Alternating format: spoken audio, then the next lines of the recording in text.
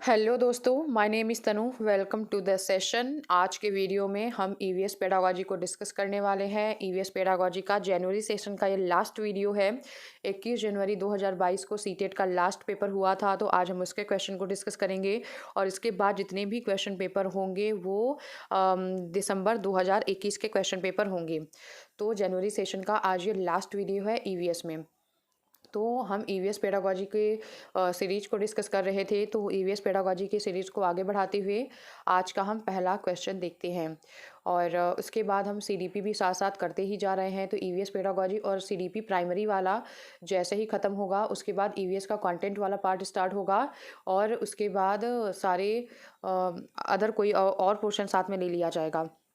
तो environment EVS का हम क्वेश्चन पेपर देखते हैं और 76 नंबर वाले क्वेश्चन से आपका पेडागोजी वाला पोर्शन स्टार्ट होता है। तो देखते हैं आज का पहला क्वेश्चन क्या है। हाँ, तो ईवीएस के संदर्भ में बच्चा अपने वातावरण को निम्न में से किस ढंग से देखता है। ईवीएस के संदर्भ में बच्चा अपने वातावरण को निम्नलिखित में से किस ढंग से देखता है। तो उसके पृथक रूप में देखता है, समग्र रूप में देखता है, साधारण रूप में देखता है या उसके थीम के रूप में देखता है। तो आप देख सकते हैं कि वातावरण को बच्चा किस ढंग से देखता है। तो वातावरण को बच्चा समग्र रूप में देखता है। आपको अच्छे से याद रखना है इस क्वेश्चन को कि ईवीएस के संदर्भ में बच्चा अपने वातावरण को एक समग्र रूप में देखता है, मतलब कि उसमें सारी चीज़ें जो हैं वो समग्र रूप में इंक्लूडेड होती हैं। तो यहाँ पे बी ऑप्शन जो है वो ज़्यादा सही है, क्योंकि यहाँ पे एसएसटी भी इंक्लूड है, साइंस भी है, ईवीएस के भी मुद्दे हैं, सब कुछ यहाँ पे समग्र रूप से उसके वातावरण को, मतलब उसका वातावरण जो है वो समग्र रूप से है, इसमें मतलब शामिल है, सब चीज़ें इंक्लूडेड है, इसमें एक दूसरे में गुथे हुए हैं। तो बी ऑप्शन जो है यहाँ पे ज़्यादा सही है। और अगला क्वेश्चन क्या है।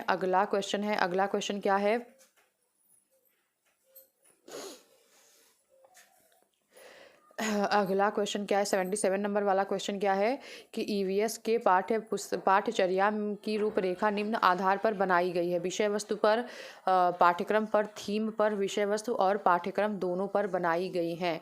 तो आपको पता है कि जो ईवीएस का जो सिलेबस है वो थीम पर आधारित है और थीम के मैंने वीडियो बनाए हैं, तो आप उसको ज़रूर से देख लीजिए, क्योंकि 1 नंबर आपको वहाँ से फ्री में मिलने वाले हैं। और अगला क्वेश्चन है कि एनसीएफ 2005 कक्षा 5 तक ईवीएस को ऐसे विषय के रूप में देखता है जो निम्न प्रत्यय और विचार वस्तुओं को आपस में एकत्रित करता है। तो आप देख रहे हैं कि जो क्वेश्चन आपको मतलब इस क्वेश्चन को अगर आपने सिर्फ प्रैक्टिस किया है, आपने पढ़ा भी नहीं है कुछ भी, लेकिन आपने सिर्फ प्रैक्टिस किया है, आप जो शुरू के 3 क्वेश्चन थे उसमें मतलब कुछ था ही नहीं, मतलब थीम पे आधारित है, एकीकृत है, समग्र है, आपको सिर्फ क्वेश्चन पेपर से ही समझ में आ रहे हैं। तो आपको क्यों ज़रूरत है कि आप किसी किताब में जाओ, बुक में जाओ, कुछ कहीं पर भी जाओ, आप प्रीवियस ईयर के साथ जाओ। आपका अगर प्रीवियस ईयर स्ट्रांग हो जाएगा तो ईवीएस पेडागोजी, कोई भी पेडागोजी हो, आपको कोई भी प्रॉब्लम एग्जाम में नहीं होने वाली है। 1-2 क्वेश्चन अगर आपको आउट ऑफ सिलेबस आते भी हैं तो आप उसमें अपना तर्क लगा सकते हैं, अपना उसमें लॉजिक लगा के आप सही आंसर पा सकते हैं। तो यहाँ पे क्या होगा, विज्ञान होगा, सामाजिक विज्ञान होगा और पर्यावरण की शिक्षा होगी। तो यहाँ पे क्या होगा, कक्षा 3 से कक्षा 5 में आपस में एकीकृत किया गया है। तो आपस में एकीकृत किया गया है, आपको अच्छे से इसमें याद रखना है। साइंस भी है, सोशल साइंस भी है और पर्यावरण की शिक्षा भी है, तीनों को कक्षा 3 से कक्षा 5 तक के ईवीएस में समाहित किया गया है। तो यहाँ पे सी ऑप्शन जो है वो बिल्कुल सही है। और ऐसा नहीं है कि ये एक नया पूछा गया क्वेश्चन, ये क्वेश्चन पेपर हर बार पूछा गया है किसी तरीके से। सामाजिक विज्ञान, विज्ञान, पर्यावरण, शिक्षा, अगर आप प्रीवियस ईयर का जो मैंने क्वेश्चन पेपर प्रैक्टिस करवाया है 2011 से लेकर 2021 तक का ऑफलाइन पेपर वाला, तो आप देखेंगे कई बार ये क्वेश्चन पूछा गया है। तो ऐसा नहीं है कि ऑनलाइन एग्जाम में सब एकदम अलग ही क्वेश्चन आ रहे हैं, लेकिन हाँ कुछ क्वेश्चन जो है वो अलग आ रहे हैं क्योंकि वो रियल लाइफ पे बेस्ड है। तो आप उसको प्रैक्टिस करके सिचुएशन के अकॉर्डिंग अपना आंसर आराम से निकाल सकते हैं। एक ईवीएस की अध्यापिका को अपने ईवीएस की कक्षा में निम्नलिखित में से किन चुनौतियों का सामना करना पड़ सकता है। कक्षा के बहुसांस्कृतिक आयाम का सामना करना पड़ सकता है। और या फिर क्या होगा, ये बात ठीक है कि कक्षा में बहुत अलग अलग संस्कृति वाले बच्चे हो सकते हैं, तो वो एक चुनौती टीचर के लिए हो सकती है कि सबको कैसे मतलब समावेश किया जाए बच्चों का, कैसे उन्हें अलग अलग तरीके से इंडिविजुअल डिफरेंसेस को ध्यान में रख के पढ़ाया जाए। प्रत्येक विद्यार्थी की भावनाएं मतलब कि ये भी एक चुनौती हो सकती है कि विद्यार्थियों की भावनाओं को भी ध्यान में रखा जाए कि उन्हें भावनात्मक रूप से कोई ठेस ना पहुंचे। और प्रत्येक के समुदाय, संस्कृति और जीवन शैली, ये भी हो सकता है कक्षा में अनुशासन और उसकी व्यवस्था। तो ये एक चुनौती नहीं है। चुनौती क्या है कि कक्षा के बहुसांस्कृतिक आयाम, प्रत्येक विद्यार्थी की भावनाएं और के समुदाय, संस्कृति और जीवन शैली। तो यहाँ पे डी ऑप्शन जो है वो क्या होगा, सबसे सही होगा। यहाँ पे केवल जो है वो डी ऑप्शन जो है वो सबसे सही होगा, ए, बी और सी। अगला क्या है कि प्राथमिक स्तर में ईवीएस पढ़ाने का सबसे उपयुक्त लक्ष्य क्या है। ईवीएस के विभिन्न प्रत्यय के वर्णन और परिभाषाएं विकसित करना। लक्ष्य क्या है प्राथमिक स्तर पर ईवीएस को पढ़ाने का। अपने वातावरण का अन्वेषण करने के लिए विद्यार्थियों को पर्याप्त मौके देना। तो ये तो आप देख ही सकते हैं, अन्वेषण करना है, खोज करना है बच्चों को, और पर्याप्त बच्चे को मौका दिया जा रहा है, तो ये बिल्कुल ठीक होगा। और ऑप्शन हम देख लेते हैं, परिभाषाएं और वर्णन विकसित करना, ये तो कहीं से होता ही नहीं है ऑप्शन। और विद्यार्थियों को ईवीएस के प्रत्यय को सिखाने के लिए सहायता देना, ये बात ठीक है, लेकिन इससे ज़्यादा बेटर क्या है कि बच्चों को खोज का मौका दिया जाए और उनको प्रोत्साहित भी किया जाए। उसके बाद शिक्षक के द्वारा साझा की हुई ठोस जानकारी के द्वारा विद्यार्थियों को ईवीएस सीखने के लिए प्रोत्साहित किया जाए। तो यहाँ पे बी ऑप्शन जो है वो ज़्यादा बेटर है, करके सीखने वाला जो ऑप्शन है वो ज़्यादा बेटर है। 81 नंबर वाला क्वेश्चन देखते हैं कि ईवीएस के पाठ्यचर्या में परिवार और एक मित्र क्या है। तो आप देख सकते हैं कि ये क्वेश्चन थीम से तीसरा क्वेश्चन एक ही क्वेश्चन पेपर में पूछा गया। थीम से जो तीसरा क्वेश्चन है वो एक ही क्वेश्चन पेपर में पूछा गया। तो आपको थीम और सब थीम दोनों ही याद रखने हैं। मैंने वीडियो बनाया हुआ है, आप जाके आराम से देख सकते हैं उसको, और ईवीएस वाले प्लेलिस्ट में ही है, वो 5 मिनट की वीडियो है बस। ईवीएस के पाठ्यचर्या में परिवार और मित्र क्या है। परिवार और मित्र क्या है, तो परिवार और मित्र एक थीम है। आपको इतना सा सिर्फ पहचानना था कि थीम है या उपथीम है। अगर आप नहीं पढ़ के जाएंगे तो क्वेश्चन डेफिनेटली गलत ही होने वाले हैं जी वाले। और अगला है कि अर्थपूर्ण ईवीएस की शिक्षा संभव हो सकती है यदि विद्यार्थियों के स्थानीय अनुभव विद्यालय के अनुभव से संबंधित हो, विद्यालय के ज्ञान का प्रयोग ज्ञान की रचना के लिए किया गया हो, विद्यार्थियों के स्थानीय अनुभव को उचित महत्व ना दिया जाए, प्रशिक्षित ईवीएस के शिक्षकों के अनुभव का प्रयोग किया गया हो। अर्थपूर्ण ईवीएस की शिक्षा संभव हो सकती है यदि विद्यार्थियों के स्थानीय अनुभव विद्यालय के अनुभव से संबंधित हो। अर्थपूर्ण ईवीएस की शिक्षा में विद्यार्थियों के स्थानीय अनुभव विद्यालय के अनुभव से संबंधित हो, तो ये अर्थपूर्ण ज़्यादा होगा, क्योंकि जो भी बच्चों को क्लासरूम में पढ़ाया जा रहा है, जो भी एक्टिविटीज़ कराई जा रही हैं, उन सभी एक्टिविटीज़ जो अगर बच्चों के स्थानीय जीवन से संबंधित हैं तो वो ज़्यादा अच्छे तरीके से उसे अनुभव कर पाएंगे और समझ पाएंगे और उसको अपने रियल लाइफ से कनेक्ट कर पाएंगे। और यही हमारा मेन उद्देश्य है कि हम जो भी बच्चों को पढ़ाएं वो अपने रियल लाइफ से कनेक्ट कर पाए। तो यहाँ पे ए ऑप्शन ज़्यादा बेटर होगा। और ऑप्शन हम देख लेते हैं कि विद्यालय के ज्ञान का प्रयोग ज्ञान की रचना के लिए किया गया हो, नहीं विद्यार्थियों के स्थानीय अनुभव को उचित महत्व ना दिया जाए, ये तो एकदम ही गलत हो जाएगा। और प्रशिक्षित ईवीएस के शिक्षकों के अनुभव का प्रयोग किया गया हो, ये बात ठीक है। उससे बेटर जो है वो ए ऑप्शन होगा कि बच्चों का जो भी विद्यालय का वातावरण है वो उसके स्थानीय जीवन से जोड़ा जाए, जिससे कि बच्चे क्लासरूम में अब जुड़ाव महसूस करें, तभी वो इंगेज हो पाएंगे क्लासरूम में। अगर उन्हें बोरिंग फील होगा तो वो क्लासरूम में इंगेज नहीं हो पाएंगे। अगला क्या है कि ईवीएस की शिक्षा में शिक्षकों के द्वारा किए गए क्रियाकलापों के पश्चात प्रामाणिक और अर्थपूर्ण शिक्षा हेतु क्या करना चाहिए। विचार विमर्श करना चाहिए, क्रियाकलापों की सूची बनाना चाहिए, क्रियाकलाप के चरण याद करना चाहिए, क्रियाकलाप की पुनरावृत्ति करनी चाहिए। तो ईवीएस की शिक्षा में शिक्षकों के द्वारा किए गए क्रियाकलाप के पश्चात प्रामाणिक और अर्थपूर्ण शिक्षा के लिए क्या करना चाहिए। विचार विमर्श करना चाहिए, क्रियाकलाप की सूची बनाना चाहिए, चरण को याद करना चाहिए, या क्रियाकलाप की पुनरावृत्ति करनी चाहिए। तो आपको समझ में आ रहा है कि विचार विमर्श करना चाहिए, सूची बनाना उतना इफेक्टिव नहीं है, चरणों को याद करना तो एकदम इफेक्टिव नहीं है, और क्रियाकलाप की पुनरावृत्ति करना ये भी ठीक नहीं है। यहाँ पे विचार विमर्श जो है वो करना चाहिए। क्रियाकलाप के बाद प्रामाणिक और अर्थपूर्ण मतलब मीनिंगफुल लर्निंग के लिए विचार विमर्श बच्चों से करना चाहिए। तो यहाँ पे ए ऑप्शन जो है वो बिल्कुल ठीक होगा। 84 नंबर वाला क्वेश्चन है कि ईवीएस कक्षाओं में सामूहिक गतिविधियों के द्वारा सीखने को बढ़ावा दिया जाता है क्योंकि यह सहपाठी अधिगम उपलब्ध कराती है, यह विद्यार्थियों के सामाजिक आदान प्रदान को सुधारती है, यह विद्यार्थियों में सहपाठी और सामाजिक अधिगम उपलब्ध कराती है और उसमें सुधार भी लाती है। और अगला है कि यह केवल सामूहिक शिक्षा की मांग करते हैं। तो केवल वाला ऑप्शन तो आप हमेशा से काट ही देंगे तो ही बेटर होगा। ईवीएस कक्षाओं में सामूहिक गतिविधियों के द्वारा सीखने को बढ़ावा दिया जाता है क्यों? सामूहिक गतिविधियों को सीखने में बढ़ावा दिया जाता है क्यों? तो आपको यहाँ पे सी ऑप्शन आराम से दिख ही रहा है कि यह विद्यार्थियों में सामाजिक और सहपाठी और सामाजिक अधिगम को उपलब्ध कराती है और उसमें सुधार लाती है। तो सी ऑप्शन यहाँ पे सबसे सही होगा। 85 नंबर वाला क्वेश्चन है कि निम्नलिखित में से क्या ईवीएस के अधिगम में प्रक्रिया कौशल को चिन्हित करता है? प्रक्रिया कौशल को चिन्हित कौन सा करता है? वर्गीकरण हो गया,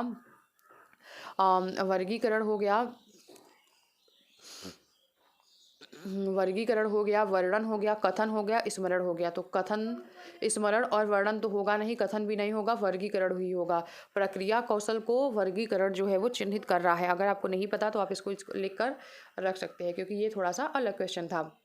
और अगला है 86 नंबर वाला क्वेश्चन कि ईवीएस की कक्षा में शिक्षकों के द्वारा अभिभावकों और समुदाय की भागीदारी को बढ़ावा देने का सबसे उपयुक्त उद्देश्य क्या है? शिक्षक को विद्यार्थियों की सामाजिक सांस्कृतिक पृष्ठभूमि को जानने का अवसर, राष्ट्र की नीतियों की प्रस्तावनों का पालन करना, विद्यालय में अनुशासन को बनाए रखना, विद्यार्थियों को जानना तथा उनकी शिक्षा में उनका मार्गदर्शन करना। तो यहाँ पे एक बार क्वेश्चन को फिर से देखते हैं कि ईवीएस की शिक्षा में शिक्षक के द्वारा अभिभावकों और समुदाय की भागीदारी को बढ़ावा देने का सबसे प्रमुख उद्देश्य क्या है? तो शिक्षक को विद्यार्थियों की सामाजिक सांस्कृतिक पृष्ठभूमि को जानने का अवसर देना। तो ये इस तरीके का अगर कोई ऑप्शन आपको देखने को मिलता है तो आप उसको आराम से सही कर सकते हैं कि शिक्षक को विद्यार्थियों की सामाजिक सांस्कृतिक पृष्ठभूमि को जानने का अवसर देना। तो यहाँ पे ए ऑप्शन जो है वो बिल्कुल सही होगा। अगला है कि 87 नंबर वाला क्वेश्चन कि प्राइमरी स्तर पर ईवीएस कक्षाओं की चुनौतियों व विषयों या समस्याओं को भली प्रकार से संबोधित निम्न के द्वारा किया जा सकता है। व्याख्यान और विचार विमर्श चुनौतियों व विषयों या समस्याओं को भली प्रकार से संबोधित निम्न के द्वारा किया जा सकता है। व्याख्यान और विचार विमर्श, मुक्त वाद विवाद, व्याख्यान और प्रदर्शन, और विचार विमर्श के बाद वाद विवाद। तो यहाँ पे क्या होगा? डी ऑप्शन यहाँ पे ज़्यादा बेटर होगा कि विचार विमर्श पहले किया जाएगा, डिस्कशन किया जाएगा, उसके बाद जो है वो डिबेट को अरेंज किया जाएगा। तो यहाँ पे ये ज़्यादा बेटर ऑप्शन होगा कि चुनौतियों और समस्याओं को भली प्रकार से संबोधित करने के लिए पहले वहाँ पे विचार विमर्श करना होगा, उसके बाद डिबेट करवाना होगा। तो यहाँ पे डी ऑप्शन जो है वो ज़्यादा बेटर है। मैं क्लासरूम में कोई फालतू की बात नहीं करती हूँ और सिर्फ पढ़ाई की बात करती हूँ, इसीलिए मेरी वीडियोस छोटी होती है और मेरा भी यही पर्पज़ भी है कि 20, 25, 30 मिनट में आपको 15 क्वेश्चन अच्छे से आप उसको सॉल्व कर ले, ताकि आपका टाइम भी वेस्ट ना हो और आप प्रैक्टिस भी कर ले। और यही 15 क्वेश्चन बहुत सारे लोग करवाएंगे, 1 घंटे में करवाएंगे, 1.5 घंटे में करवाएंगे और हमें लगेगा कि वो 1.5 घंटे की वीडियो जो है वो ज़्यादा पर्पजफुल है।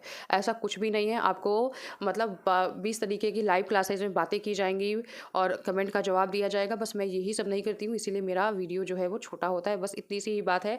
क्वेश्चन उतने हैं, कंटेंट भी सबका वैसा ही रहता है। आपको क्वेश्चन सीटेट के ही कराने हैं तो आप कितना मतलब अलग कर लेंगे इसमें। तो मैं बस टाइम वेस्ट अपना भी नहीं करना चाहती और दूसरों का भी नहीं करना चाहती, इसलिए मैं फालतू की बातें क्लासरूम में नहीं करती हूँ। तो अगला क्वेश्चन है कि ईवीएस में बच्चों के सीखने का गुणात्मक आकलन निम्न के द्वारा किया जा सकता है कि बच्चों के विचारों का अभिलेख, अवलोकन की रिपोर्ट्स हो गया, प्रक्रिया कौशल का अवलोकन, कागज पेंसिल टेस्ट और उपलब्धि टेस्ट। तो गुणात्मक आकलन करना है आपको। यहाँ पे देखना है कि गुणात्मक आकलन हो गया और मात्रात्मक आकलन हो गया, क्वालिटेटिव एंड क्वांटिटेटिव। आपको दोनों अच्छे से याद रखने हैं। गुणात्मक में मतलब गुणों को देखना है और क्वांटिटी में जैसे कि परसेंटेज हो गया, नंबर हो गया, कागज पेंसिल टेस्ट, ये सब क्या होगा? ये मात्रात्मक होगा। उपलब्धि टेस्ट ये भी मात्रात्मक होगा, गुणात्मक नहीं होगा। तो क्या है होगा इसका आंसर? बच्चों के विचारों का अभिलेख और अवलोकन की रिपोर्ट से, ये गुणात्मक होगा। प्रक्रिया कौशल का अवलोकन करना, ये भी गुणात्मक होगा। प्रक्रिया कौशल में इस क्वेश्चन पेपर में ध्यान दिया गया है, मतलब इससे क्वेश्चन आएगा। ठीक है, तो ए और बी क्वेश्चन तो मतलब 2 बार पूछ ही लिया गया है, ए और बी। तो आपको अच्छे से मतलब क्लियर करके रखना है कि गुणात्मक आकलन क्या होता है और मात्रात्मक आकलन क्या होता है। तो मैं क्वेश्चन पेपर के माध्यम से आपको ये भी बता रही हूँ कि कौन से टॉपिक जो है वो इंपॉर्टेंट है, आपको करके ही जाने हैं, उसको छोड़ना नहीं है, क्योंकि ये सब फ्री के क्वेश्चन है। इसमें आपको बहुत ज़्यादा दिमाग यूज़ करना नहीं होता और आराम से आपके क्वेश्चन हो भी जाते हैं। तो इसलिए आप आराम से इन सबको पढ़िए और बहुत ज़्यादा किताबों के पीछे मत भागिए। जितना भी है प्रीवियस ईयर को अच्छे से सॉल्व करिए। हाँ, जहाँ पे किताबों की ज़रूरत है वहाँ पे आप करिए, लेकिन फालतू तरीके से मत करिए कि आप ईवीएस के पेडागोजी के लिए भी बुक पढ़ेंगे, मैथ पेडागोजी के लिए भी बुक पढ़ेंगे। हाँ, जो मेथड्स होते हैं वो आप पढ़ सकते हैं कहीं से, और वो तो अभी तक हमने मतलब जो भी टीचिंग का कोर्स कर रहे हैं वहाँ पे पढ़ ही लिया होगा। तो इसके लिए कोई अलग से इतनी मोटी कुछ भी मत रेफ़र करिए। आप प्रीवियस ईयर के साथ जाइए, डेफिनेटली आपका अच्छा ही होना है। निम्नलिखित में से कौन सा ईवीएस शिक्षण में रचनात्मक आकलन का उपकरण है? निम्नलिखित में से कौन सा ईवीएस शिक्षण में रचनात्मक आकलन का उपकरण है? पोर्टफोलियो, दृष्टांत अभिलेख, दर मापक पैमाना, अवलोकन, रिकॉर्ड लिखना। तो रचनात्मक आकलन का उपकरण क्या है? पोर्टफोलियो। तो पोर्टफोलियो तो होता ही है, और एनेक्डोटल रिकॉर्ड होता है। इसमें छोटी छोटी कहानियाँ के माध्यम से मतलब पूरा रिकॉर्ड बनाया जाता है। और दर मापक पैमाना, अवलोकन और रिकॉर्ड को लिखना। तो आज का हमारा ये लास्ट क्वेश्चन है, नहीं 89 नंबर वाला क्वेश्चन है। और उसके बाद अवलोकन और रिकॉर्ड लिखना भी है ही, पोर्टफोलियो भी है, ये भी है, ये भी है, ये भी है। तो आप इसको अब क्या करेंगे इस क्वेश्चन में? आपको मैं बता रही हूँ आपको क्या करना है इस क्वेश्चन में। अब आप लिख के रख लीजिए इसको, रचनात्मक आकलन का उपकरण क्या क्या है। चारों ऑप्शन को वहाँ पे लिख के रख लीजिए। पोर्टफोलियो भी है, एनेक्डोटल रिकॉर्ड भी है, दर मापक पैमाना भी है, और अवलोकन और रिकॉर्ड लिखना भी है। तो चारों आप लिख लेंगे, क्योंकि सीटेट की तरफ से डी ऑप्शन यहाँ पे दिया गया है, तो मतलब कि आपको चारों ही है। तो आप इसको लिख कर रख लेंगे। यही तो प्रीवियस ईयर से नोट्स बनाए जाते हैं, ऐसे ही बनाए जाते हैं, कोई अलग से खोज कर नहीं बनाए जाते हैं। आप पढ़ रहे हैं, आपको कॉन्सेप्ट नया मिला, एकदम नया मिला, ऐसे क्वेश्चन मैंने नहीं किए हैं, आप उसको लिख कर कहीं पर रख लीजिए कि नेक्स्ट टाइम से आप इसको रिवाइज कर लेंगे। अगर ऐसा क्वेश्चन एग्जाम में आया तो आपका गलत नहीं होगा। ऐसे ही क्वेश्चन पेपर से नोट्स बनाए जाते हैं।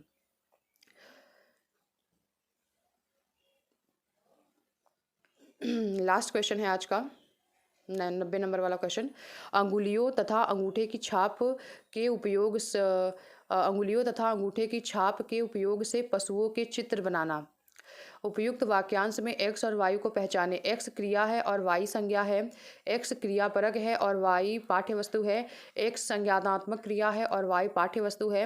एक्स क्या होगा? पाठ्यवस्तु है और वाई क्रिया है। अंगुलियों और अंगूठे की छाप के उपयोग से पशुओं के एक्स पशुओं के अंगुलियों और अंगूठे की छाप के उपयोग से पशुओं के चित्र बनाना है हमें। तो एक्स जो है वो एक्स क्रिया है और वाई संज्ञा है। एक्स जो है वो क्रिया है और वाई जो है वो संज्ञा है, ये बात ठीक है। चित्र बनाना जो है वो क्रिया है और वाई जो है वो संज्ञा है, ये बात ठीक है, ये बात ठीक है। इसको आपको कुछ पढ़ना है क्या? इसमें कुछ पढ़ना नहीं है, आपको सिर्फ दिमाग लगाना है अपना, बस प्रेजेंस ऑफ माइंड यूज़ करवाना है वहाँ पे। और उसके बाद एक्स क्रियापरक है और वायु जो है वो पाठ्य वस्तु है, ठीक है। चित्र बनाना है, ठीक है। और वाई एक्स संज्ञानात्मक क्रिया है और वायु जो है वो एक्स जो है वो संज्ञानात्मक क्रिया है, ठीक है। चित्र बनाना संज्ञानात्मक क्रिया है, ठीक है, ये क्रिया है ये। और उसके बाद वायु जो है वो पाठ्य वस्तु है और एक्स पाठ्य वस्तु है और वाई क्रिया। तो वाई तो कहीं से भी क्रिया नहीं है, आपको दिख ही रहा है, क्वेश्चन में हिंट दे ही दिया गया। अगर आपको कुछ भी समझ में नहीं आ रहा तो आप डी को एलिमिनेट कर दीजिए। क्वेश्चन में अगर आपको कुछ भी समझ में ना आ रहा हो तो एक ऑप्शन ऐसा जरूर होगा जिससे कि आप पूरी तरीके से तो हटा ही सकते हैं। तो वाई तो कहीं से भी क्रिया नहीं है, ठीक है। और ये वाई तो कहीं से क्रिया नहीं है, तो आप यहाँ से आराम से एलिमिनेट कर सकते हैं। एलिमिनेट कर दीजिए डी वाले ऑप्शन को, आपको आपका आंसर बी मिल जाएगा। तो मैं आपको प्रीवियस ईयर का मतलब कि पावर क्या होता है मैं अपने सीटेट में भी आपको बता चुकी हूँ, और नेट का एग्ज़ाम मेरा अभी क्लियर हुआ है, उसमें भी मैंने सब पूरा जोश प्रीवियस ईयर पे दिया था कि मैंने मतलब मेरा मास्टर्स के दौरान ही नेट हुआ, तो मुझे बहुत ज़्यादा आइडिया नहीं था नेट का, लेकिन फिर भी मेरा जो भी स्ट्रैटेजी सीटेट में रहा कि मैं प्रीवियस ईयर को तो कभी नहीं छोड़ती हूँ। तो प्रीवियस ईयर से ही मैंने पूरी तैयारी किया और उससे मेरा नेट हो भी गया। तो आपको प्रीवियस ईयर को कहीं से भी नेग्लेक्ट नहीं करना, बुक के पीछे भागेंगे, बहुत सारे कंटेंट है, अगर आप पढ़ने बैठेंगे तो 1 साल भी आपके लिए कम है, आप तैयारी नहीं कर पाएँगे। लेकिन अगर आप ढंग से स्मार्ट वर्क करते हैं तो आप 1-2 जितने भी दिन आपके पास बचे हुए हैं उसमें भी आप अच्छे से प्रैक्टिस करके अच्छे मार्क्स अपने किसी भी एग्ज़ाम में ला सकते हैं। और ये एग्ज़ाम बहुत ज़्यादा टफ नहीं है, आप टीचिंग का कोर्स कर ही रहे हैं, उसमें बहुत सारी चीज़ें आपने पढ़ ही लिया होगा। सिर्फ़ आपको बात है प्रैक्टिस करने की, जितना ही प्रैक्टिस करेंगे, उतना ही आप क्वेश्चन को आराम से टैकल कर पाएँगे, क्योंकि ऑनलाइन एग्ज़ाम में, ऑनलाइन स्क्रीनिंग में टाइम की बहुत ज़्यादा इश्यू हो जाती है और पैसेज सॉल्व करने में भी इश्यू होता है, मतलब बहुत ज़्यादा प्रॉब्लम्स उसमें होती हैं। लेकिन फिर भी अगर आप प्रैक्टिस करके जाएँगे, तो आप क्वेश्चन देखते ही आपको बहुत टाइम नहीं लगेगा क्वेश्चन पढ़ने में।